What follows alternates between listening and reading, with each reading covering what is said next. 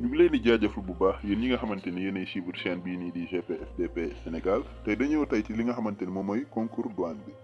boo leen xoolee li nga xamante ni mooy concours douane bi am na 3 niveaux premier niveau bi nag moom mooy CFEE bi bu ñu ko waxee mooy ñi nga xamante ni ñooy militaires yi nga xamante ni dañoo libéré wala militaires yi nga xamante ni ñoo nekk en activité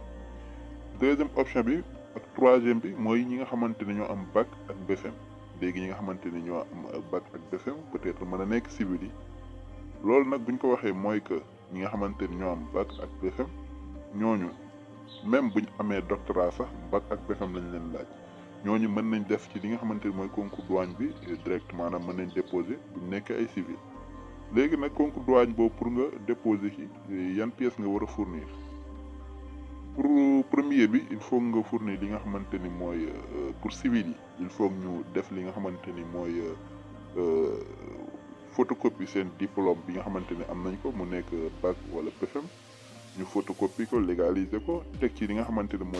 mooy seen CNI buñ ko waxee nag mooy maanaam photocopie carte d'identité ak benn reçu boo xamante ni paiement bu 5250 lay doon ak li nga xamante ni mooy seen nationalité maanaam bu ñu waxee nationalité mooy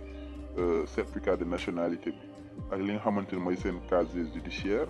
ak li nga xamante ni mooy certificat de visite contre visite loolu nga koy defee ci bërëbu militaire yi service santé militaire yi waaw foofu nga koy defee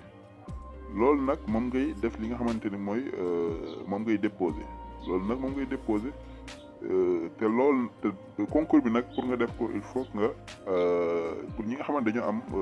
bac wala BFEM maanaam civil yi il faut ñu âgé maanaam am ci at lu toll ci 20 ans maanaam